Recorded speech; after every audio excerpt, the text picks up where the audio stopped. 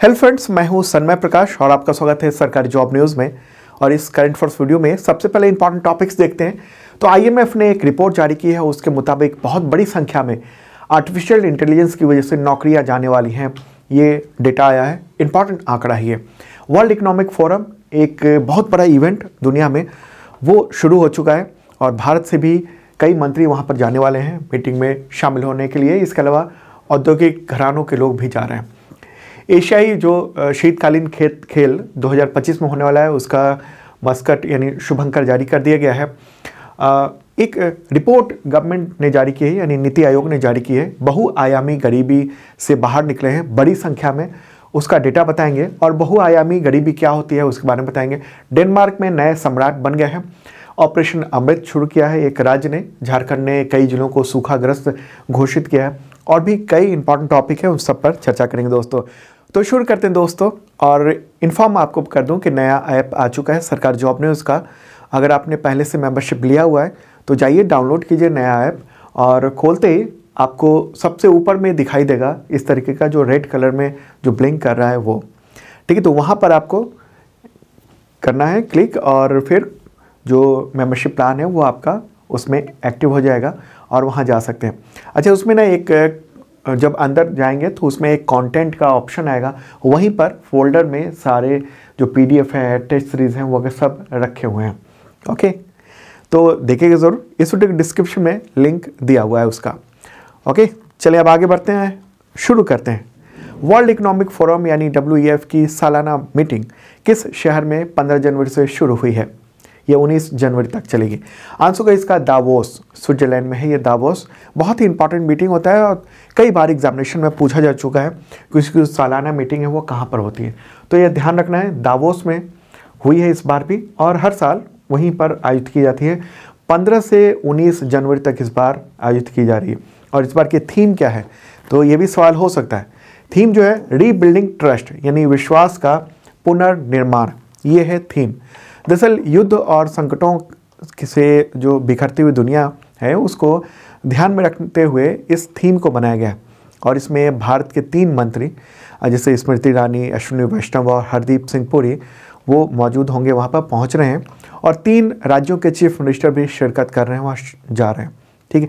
और दुनिया के बड़े बड़े जो ऑर्गेनाइजेशंस हैं, जैसे यूनाइटेड नेशंस के जो सेक्रेटरी जनरल हैं वो पहुंच रहे हैं। वर्ल्ड बैंक के प्रेसिडेंट अजय बंगा, WHO के डायरेक्टर जनरल, और दुनिया भर से राजनयिक और नेता, लीडर्स वहां पहुंच रहे हैं, ठीक है। तो एक बार मैं ऐसा करता हूं कि मैप के ज़रिए बता देता हूं कि स्विट्जरलैंड है कहाँ पर और ये दावोस है कहाँ पर, जहाँ पर ये आयोजन हो रहा है, ठीक है। तो ये तो रहा अपना प्यारा भारत। और अब चलते हैं यूरोप की ओर। यूरोप में है स्विट्जरलैंड, ठीक है। तो ये देख रहे हैं आप, ये लैंड लॉक्ड कंट्री है, ठीक है, स्विट्जरलैंड। और इसके पड़ोसी देशों की बात करेंगे तो एक तरफ फ्रांस है, इधर जर्मनी है, ये ऑस्ट्रिया है और ये है इटली, उसी के बीच में है ये। और दावोस जो है ना, वो जो इलाका है काफ़ी ठंडा इलाका है, वहीं पर ये आयोजन हो रहा है। और वो जगह ये आयोजन की वजह से काफ़ी पॉपुलर हो गया है, ठीक है। क्या है ये वर्ल्ड इकोनॉमिक फोरम? महत्वपूर्ण एक ऑर्गेनाइजेशन है।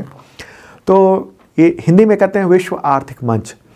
ये नॉन प्रॉफिट एक इंटरनेशनल ऑर्गेनाइजेशन है। इसकी स्थापना हुई थी 1971 में। मुख्यालय स्विट्जरलैंड के जिनेवा में। जिनेवा में एक म्यूनिसिपल एरिया है, उसका नाम है कोलोगनी, तो वहीं पर इसका मुख्यालय है। और इसकी स्थापना जो है ना वो जर्मन प्रोफेसर क्लॉस श्वाब ने की थी 1971 में। ओके, ये फोरम जो है ना वो ग्लोबल, रीजनल, इंडस्ट्रियल जो एजेंडे होते हैं उन सबको आकार देने के लिए राजनीतिक, व्यापारिक, सामाजिक, शैक्षणिक, इन सब के जो लीडर्स हैं उन सबको एक साझा मंच देता है। और बताया जाता है कि यह स्वतंत्र और निष्पक्ष संगठन है जिसका कोई एक हित नहीं है, ऐसा बताया जाता है, ठीक है। ये जो फोरम है वो स्विट्जरलैंड के पूर्वी आल्पास क्षेत्र में जो दावोस है वहाँ पर जनवरी में आयोजित किया जाता है। और वो जगह दावोस जो है इस वजह से काफ़ी पॉपुलर हुआ है।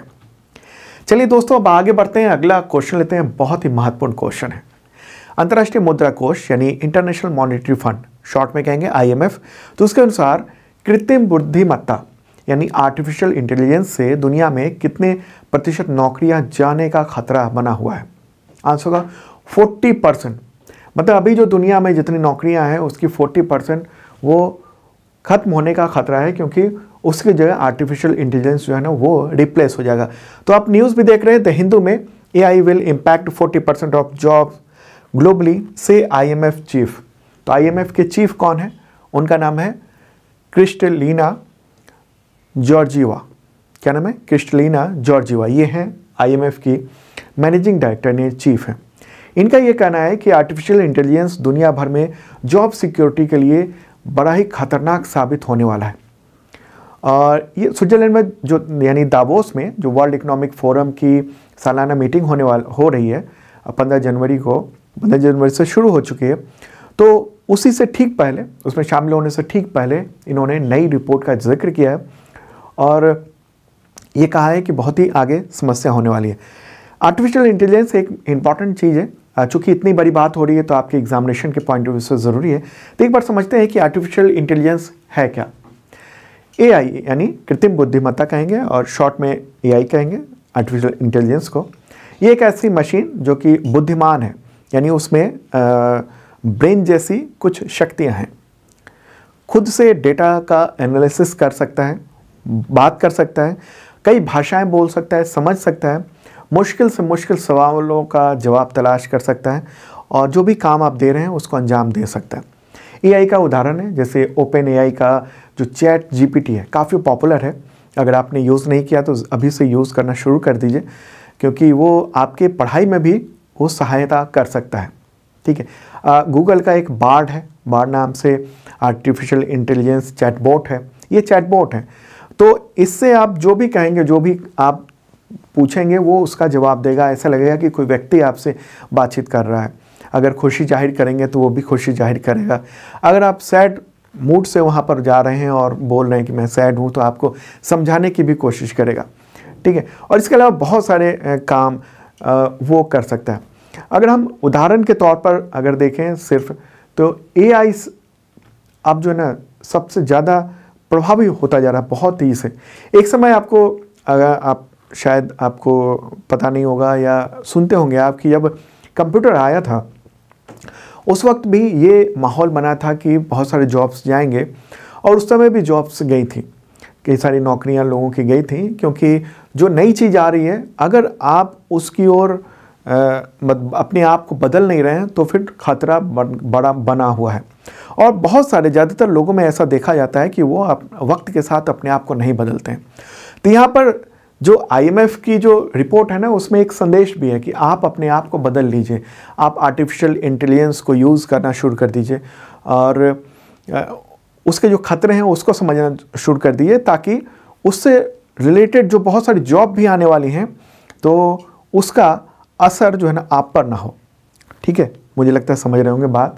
तो IMF चीफ ने जो बातें कही है वो मैं आपको बताऊं।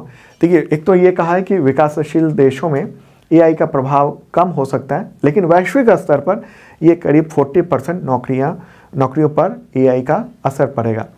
वहीं 2024 के लिए खासतौर पर इन्होंने दुनिया को चेताया है। AI से क्या है कि विकसित देशों की 60% नौकरियां खतरे में आ जाएंगी। जो डेवलप्ड कंट्री है जैसे कि अमेरिका और यूरोप के बहुत सारे देश हैं, तो इन सब में 60% नौकरियां खतरे में पड़ जाएंगी और ये जॉब सिक्योरिटी के लिहाज से बड़ा ही खतरनाक होगा। हालांकि आर्टिफिशियल इंटेलिजेंस जो है ना वो प्रोडक्टिविटी बढ़ाने का मौका देगा। मतलब प्रोडक्टिविटी बढ़ाने का मतलब ये हुआ कि कोई काम 5 लोग कर रहे तो एक ही आदमी कर देगा और बहुत कम समय में कर देगा। तो इस तरीके से प्रोडक्टिविटी है, लेकिन 4 लोगों की नौकरी चली जाएगी। तो इनका ये कहना है कि हमें विशेष रूप से कम आय वाले जो देश हैं ना, उनको तेज़ी से आगे बढ़ने में मदद करने पर ध्यान केंद्रित करना चाहिए, ताकि वो आर्टिफिशियल इंटेलिजेंस के आने से बनने वाले जो अवसर हैं उसका लाभ उठा सकें। अब होगा ये, आर्टिफिशियल इंटेलिजेंस जो आएगा तो विकासशील देशों पर प्रभाव तो अभी कम पड़ेगा, लेकिन आगे आने वाले वक्त में बहुत गहरा प्रभाव पड़ सकता है, क्योंकि जो इसमें माहिर हैं, यानी जो डेवलप्ड कंट्री में हैं, अभी तो नौकरियां जाएंगी, लेकिन वो लोग तेज़ी से उस स्किल को चेंज भी करेंगे। ठीक है। तो अच्छा, एक और बात कही जा रही है कि एआई जो है ना उसका असर अच्छा भी हो सकता है।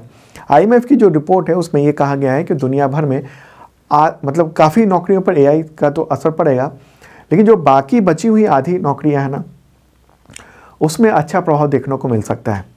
आर्टिफिशियल इंटेलिजेंस का खतरा खासतौर पर उन देशों में ज़्यादा होगा जहां पर हाई स्किल्ड जॉब की डिमांड होगी, क्योंकि हाई स्किल्ड जो जॉब है ना, हाई स्किल्ड जॉब जो है ना वो आर्टिफिशियल इंटेलिजेंस वो पूरा कर देगा। ठीक है।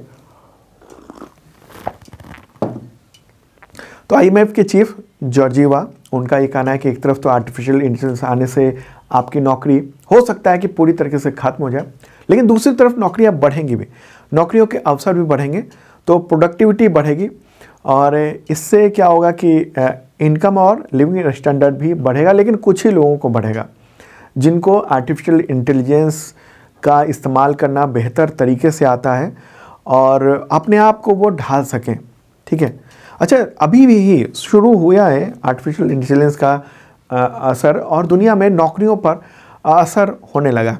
तेज़ी से ऑटोमेशन जो बढ़ रहा है ना आर्टिफिशियल इंटेलिजेंस यानी एआई के प्रयोग की वजह से, उसकी वजह से नौकरियां घट रही है। तो कुछ न्यूज़ भी देख रहे हैं, Google and Amazon lay off hundreds report कर रही है द हिंदू की। और ये मतलब ये तो हर 10 दिन 15 दिन पर रिपोर्ट आ जा रही है कि इतने हज़ारों को निकाल दिया गया। तो एक बार में आप सोचिए नहीं कुछ ही 100 को तो निकाला, ऐसा नहीं है, लगातार ये निकाल रहे हैं, हर 10 दिन पे, 15 दिन पे, 20 दिन पे, 1 महीने पे निकालते जा रहे हैं। तो हज़ारों की नौकरियां जा रही हैं। और ये सब कौन है? ये हाई पे इनकम जो लोग हैं वो हैं। हिंदुस्तान टाइम्स की ये रिपोर्ट है कि Flipkart, Amazon, Paytm, Google cuts thousands of job. और is AI the real villain, ये भी कहा जा रहा है। मतलब क्या हो रहा है अब, जैसे पेटीएम की बात करें, इंडिया की बात हो रही है, तो जो पेटीएम में आप जो कस्टमर केयर सेंटर था वो अब टोटल का टोटल लगभग वो एआई पर बेस्ड हो गया है। अब हो सकता है जो फ़ोन भी मिलाएं आप तो उधर से जो जवाब आए वो एआई ही आपसे बात कर रहा हो। तो बहुत सारी चीज़ें का काम जो है ना वो अब एआई पर, आर्टिफिशियल इंटेलिजेंस पर आ गया है। और जहाँ 100 लोग काम कर रहे थे वहाँ 5 लोग उसको पूरा मैनेज कर रहे हैं। ठीक है। तो लागत घटाने और अभी जो हालात हुए हैं दुनिया में, कई जगह युद्ध वगैरह का भी माहौल चल रहा है। एक तो रूस और यूक्रेन के बीच चल रहा है, दूसरा गजा में इज़राइल और हमास के बीच में चल रहा है। ओके। और तीसरा तो अब शुरू हुआ है भारत के पड़ोस में ही, यमन में जो हूती विद्रोही हैं उन पर इफेक्ट पड़ रहा है। तो इसकी वजह से ना दुनिया भर में आर्थिक स्तर पर झटके लग रहे हैं अलग अलग तरीके से। ठीक है। तो ऐसे में ये नौकरियों मतलब छटनी कर रही हैं ये तमाम टेक्नोलॉजी कंपनियां और आर्टिफिशियल इंटेलिजेंस पर बहुत तेज़ी से बढ़ रही हैं।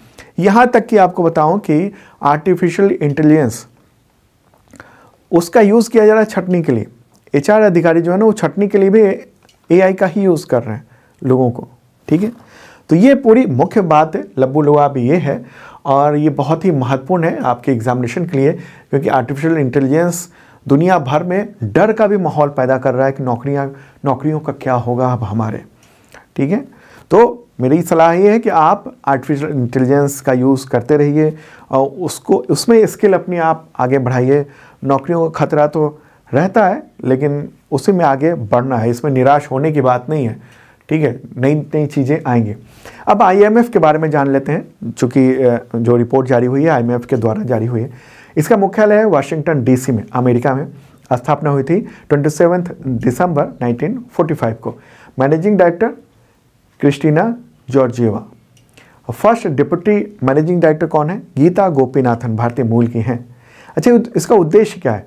तो देखिए, इंटरनेशनल जो मॉनिटरी कॉपरेशन है उसको बढ़ाना, अंतर्राष्ट्रीय व्यापार को सुविधाजनक बनाना और सस्टेनेबल डेवलपमेंट जो गोल्स हैं उसकी ओर मतलब लोगों को, मतलब देशों को आगे पुश करना, बढ़ाना, पेमेंट से संबंधित जो दिक्कतें हैं उसको पूरा करना और अंतर्राष्ट्रीय जो वित्तीय संकट है उसको रोकना, उससे उबारना। देखिए, यूनाइटेड नेशन से जुड़े हुए 2 बड़े जो वित्तीय यानी फाइनेंशियल इंस्टीट्यूट्स हैं, एक है वर्ल्ड बैंक और एक है आईएमएफ। ठीक है, और दोनों का काम अलग अलग है, दोनों ही फाइनेंशियल इंस्टीट्यूट हैं।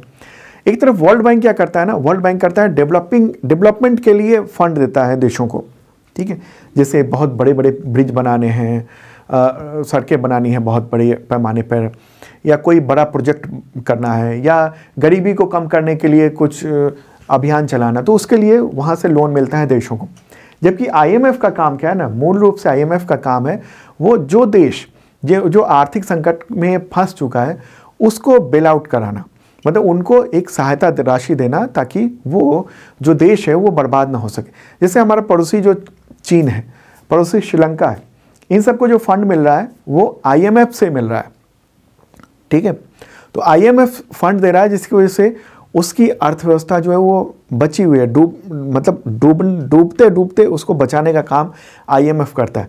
जबकि वर्ल्ड बैंक क्या करता है, वर्ल्ड बैंक करता है डेवलपमेंट का काम, ठीक है। मुझे लगता है पूरी बात आप समझ चुके होंगे। चलें अब आगे बढ़ते हैं, अगला क्वेश्चन लेते हैं दोस्तों। उससे पहले आपको इन्फॉर्म कर दूं कि अगर आप सरकारी एग्जाम्स की तैयारी करते हैं तो करंट अफेयर्स तो महत्वपूर्ण होता है, उसकी तैयारी हमारे ऐप पर इस मेंबरशिप प्लान के ज़रिए हो सकती है। 3 तरह के अभी मेंबरशिप प्लान है और अभी आगे बढ़ेंगे।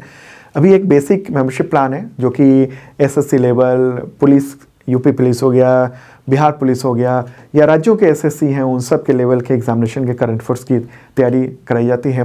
और उसमें क्या मिलता है, पीडीएफ मिलता है करंट अफेयर्स का, और मॉक टेस्ट होता है, और तमाम कुछ एग्जामिनेशंस के टेस्ट सीरीज भी होते हैं, ठीक है। पीडीएफ कई तरीके के होते हैं, 1 लाइनर, एमसीक्यू नोट्स होता है, और वो भी वीकली, मंथली, क्वार्टरली, ईयरली, और आपको अगले 1 साल तक यानी 365 दिनों तक तो मिलेगा ही कंटेंट। पिछले भी मिल जाएंगे 2023 के, 2022 के, क्योंकि अक्सर एग्जामिनेशन में पीछे से भी क्वेश्चन आते रहते हैं, ठीक है। इसके अलावा एक है बीपीएससी मेंबरशिप और यूपीएससी मेंबरशिप। तो इन दोनों में कुछ वहाँ के लेवल को लेकर करंट अफेयर्स जो है ना उसके कंटेंट होते हैं, और कुछ इन दोनों में कुछ स्पेशल क्लासेस भी होती हैं अलग अलग टॉपिक पर। जैसे एक स्पेशल क्लास जो होने वाली है, लाइव भी हो जाएगी वो, उसमें जो है ना वो रेड सी से रिलेटेड तमाम चीज़ों पर हम चर्चा करने वाले हैं एक्सपर्ट से, ठीक है। अंतर्राष्ट्रीय जो विशेषज्ञ हैं उन सब से हम बात करते हैं वो लाइव। तो ये सब आपके लिए इंपॉर्टेंट हो सकता है, देखिएगा जरूर इस वीडियो के डिस्क्रिप्शन में। और भी दूसरे राज्यों के जैसे यूपी पीएससी के लिए भी करंट अफेयर्स हम लोग जल्द ही लॉन्च करने वाले हैं। अब मुझे लगता है 1 आध हफ्ते लगेंगे, और भी दूसरे राज्यों के भी लॉन्च हो जाएंगे। चलिए अब आगे बढ़ते हैं दोस्तों, अगला क्वेश्चन लेते हैं। 9वें एशियाई शीतकालीन खेल 2025 का आधिकारिक नारा यानी स्लोगन क्या तय किया गया है, क्या है? आंसर का इसका dream of winter, love among Asia, ठीक है। हिंदी में कहेंगे सर्दियों का सपना, एशिया के बीच प्यार, ये है इसका स्लोगन, ठीक है, या कहिए थीम। तो 2025 में होने वाला है ये 9वां एशियन विंटर गेम्स, और उसके लिए चीन जो है वो तैयार है, चीन में आयोजित होने वाला है। चीन का एक प्रांत है हेइलोंगजियांग, तो वहाँ पर इसका अनावरण किया गया, इसके बारे में जिक्र किया गया है, ठीक है। आगे बढ़ते हैं, इससे रिलेटेड क्वेश्चन लेते हैं। 9वें एशियाई शीतकालीन खेल 2025 का शुभंकर क्या है? मस्कट, शुभंकर क्या है? आंसर होगा इसका बिन बिन और नीनी।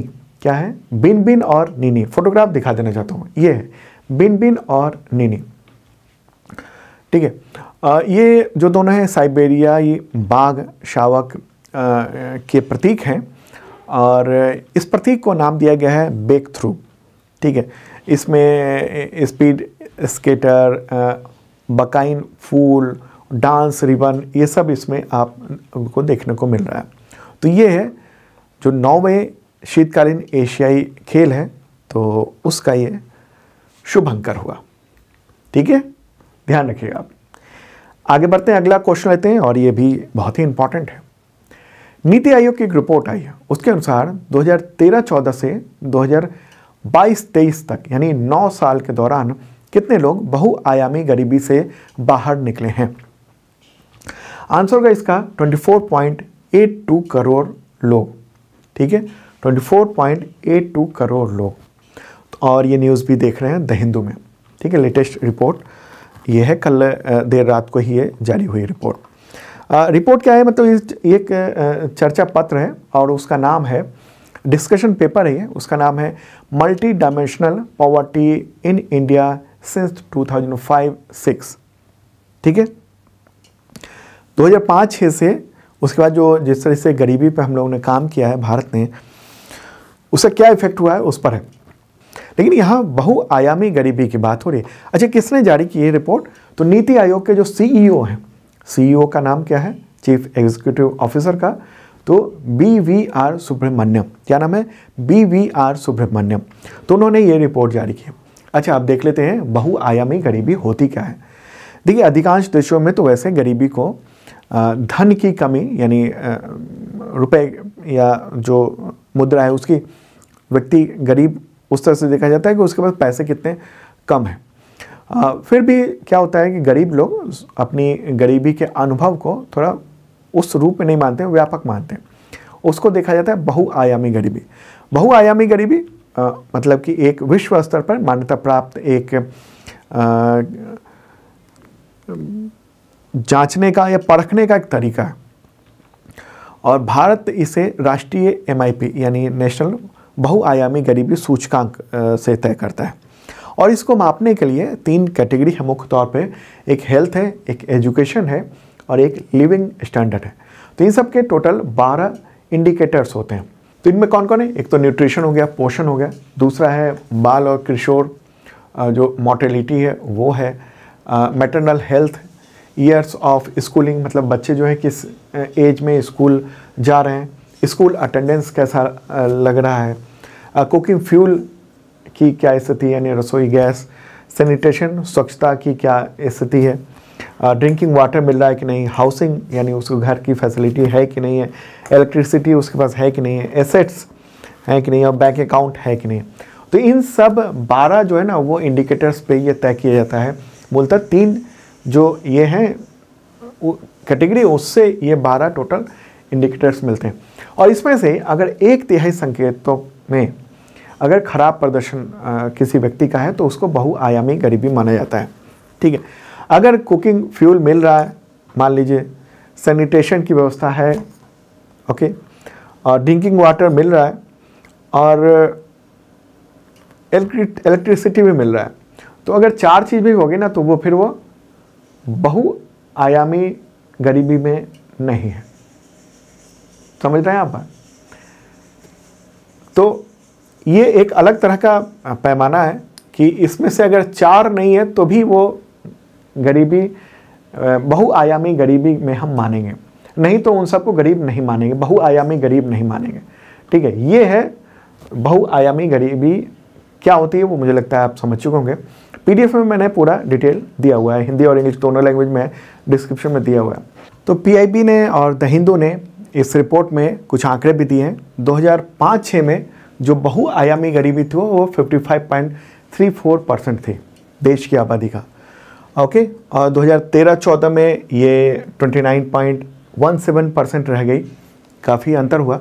और फिर 2013-14 से ये घटकर 11 अभी 2022-23 में 11.28% पर आ गई है।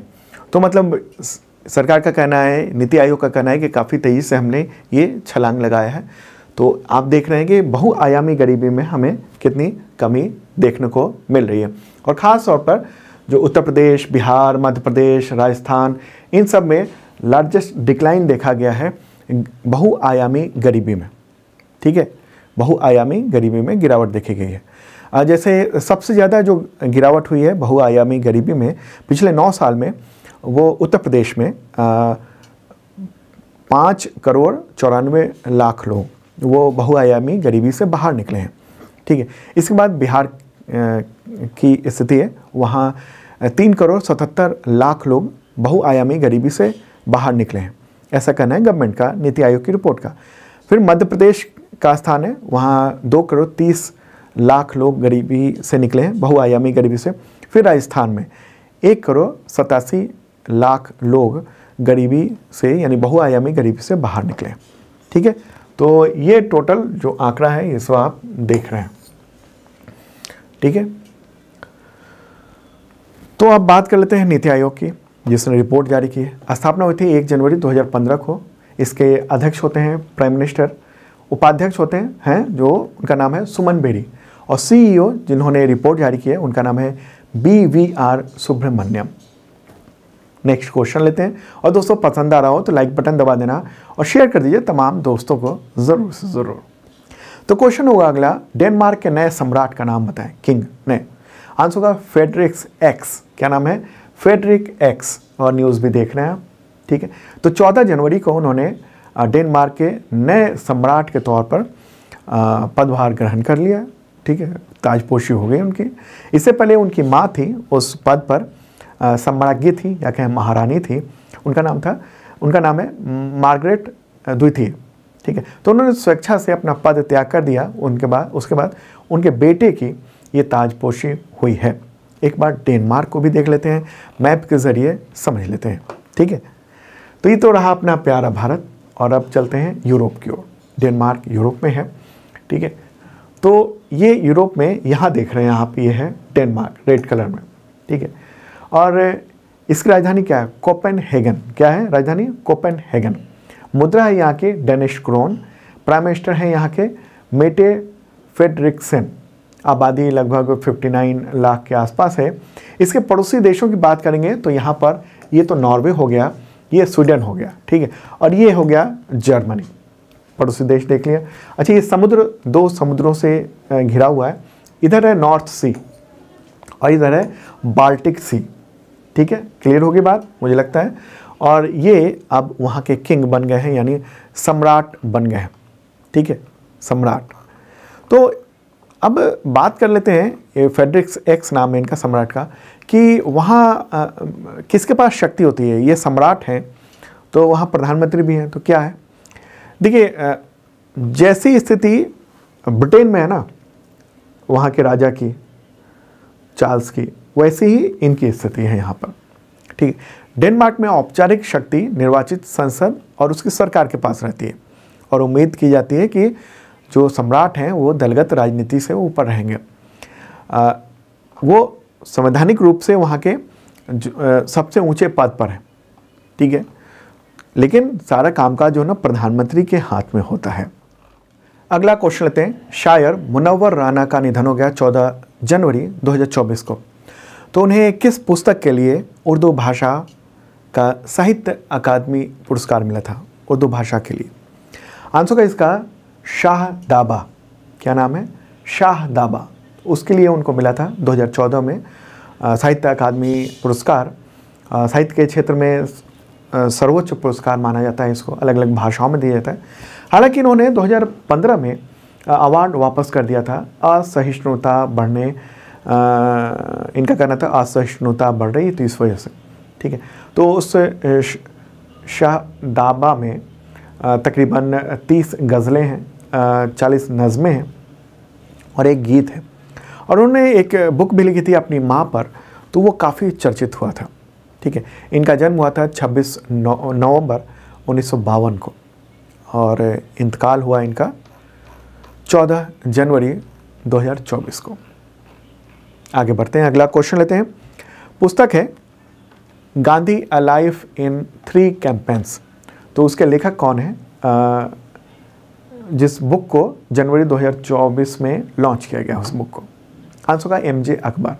ओके, MJ अकबर इसके राइटर हैं और इसका प्रस्तावना वो लिखा है के नटवर सिंह ने।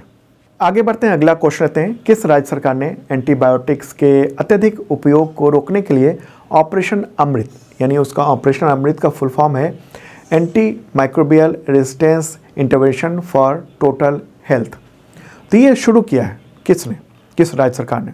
आंसर का केरल ने शुरू किया है। उद्देश्य ये है कि डॉक्टर की सलाह के बिना जो लोग एंटीबायोटिक्स दवाएं खरीद लेते हैं ओवर द काउंटर बिक्री, तो उसका पता लगाना और फार्मेसी में यानी दवा दुकानों पर औचक छापेमारी करना, उस पर लगाम लगाना, कार्रवाई करना। दरअसल हो ये रहा है कि लोग एंटीबायोटिक्स को खुद ही परचेज कर ले रहे हैं और उसके गलत उपयोग से या कहें ज़्यादा उपयोग से होता ये है कि बैक्टीरिया, यानी जिस बैक्टीरिया को ख़त्म करने के लिए, किल करने के लिए आप वो दवा ले रहे हैं, तो वो बैक्टीरिया उस दवा के प्रति प्रतिरोधक क्षमता बना लेता है। तो इसकी वजह से होता यह है कि दवाओं का असर कम हो जाता है या भी ख़त्म हो जाता है। तो केरल सरकार इस पर काफ़ी चिंतित है। वैसे तो पूरी दुनिया चिंतित है, लेकिन केरल सरकार ने इनिशिएटिव लिया है और ऑपरेशन अमृत शुरू किया है। वैसे नियम ये है कि एंटीबायोटिक्स जो खास तरह की हैं उसका शेड्यूल भी बनाया हुआ है, वो बिना पर्चे के दवाएं नहीं मिल सकती हैं, लेकिन देश भर में ज़्यादातर हिस्सों में वो बिना पर्चे की भी दवाएं मिल जाती हैं। ठीक है, तो इसमें ये किया गया है कि शिकायत दर्ज कराने के लिए एक टोल फ्री नंबर भी उपलब्ध कराया गया है और पूरी टीम बनाई गई है ताकि छापेमारी वगैरह हो सके और ये बिक्री ना हो सके। ठीक है, बिना पर्चे के, डॉक्टर के बिना पर्चे। तो बात हो रही है केरल की। केरल के मुख्यमंत्री कौन है? पी विजयन। गवर्नर कौन है? आरिफ मोहम्मद खान और राजधानी है तिरुवनंतपुरम। अगला क्वेश्चन, झारखंड सरकार ने जनवरी 2024 में कितने जिलों के 158 ब्लॉक्स को सूखाग्रस्त घोषित किया है? सूखाग्रस्त। आंसर होगा 17। टोटल 17 जिले हैं। न्यूज़ भी देख रहे हैं आप डाउन टू अर्थ में। झारखंड सरकार ने ये कहा है कि औसत से कम बारिश हुई है और इसकी वजह से 17 जिलों के 158 यानी 158 ब्लॉक को सूखाग्रस्त घोषित कर दिया गया है और इस सूखे से लगभग 15 लाख किसान वो प्रभावित हुए हैं। देखिए, झारखंड के गठन के बाद से 20 से अधिक वर्षों में मतलब 10 सूखा वर्ष आधिकारिक तौर पर घोषित किए जा चुके हैं। ठीक है, और यहाँ पर क्या है कि सिंचाई की जो बुनियादी जो ढांचा है ना, इंफ्रास्ट्रक्चर सिंचाई को लेकर वो थोड़ा कम है, तो उसके लिए झारखंड सरकार ने केंद्र सरकार से आग्रह भी किया है कि मदद करें। देखिए, झारखंड में केवल 20% कृषि योग्य भूमि में सिंचाई की सुविधा है, बाकी बारिश पर ही निर्भर है। तो बारिश कम होने से इसका बहुत ही व्यापक असर होता है, बहुत नुकसान होता है। ठीक है, झारखंड की बात करें, वहाँ के मुख्यमंत्री हेमंत सोरेन, गवर्नर है सीपी राधाकृष्णन और राजधानी है रांची। दोस्तों, ये था इंपॉर्टेंट करंट अफेयर्स। कैसा लगा कमेंट बॉक्स में बता सकते हैं आप, और दोस्तों को शेयर ज़रूर कर दीजिए। और मेंबरशिप प्लान तमाम एग्जामिनेशंस के लिए, करंट अफेयर्स के लिए अवेलेबल है। इस वीडियो के डिस्क्रिप्शन में आप चेक कर लेना। नया ऐप भी आप डाउनलोड कर सकते हैं। Okay, bye.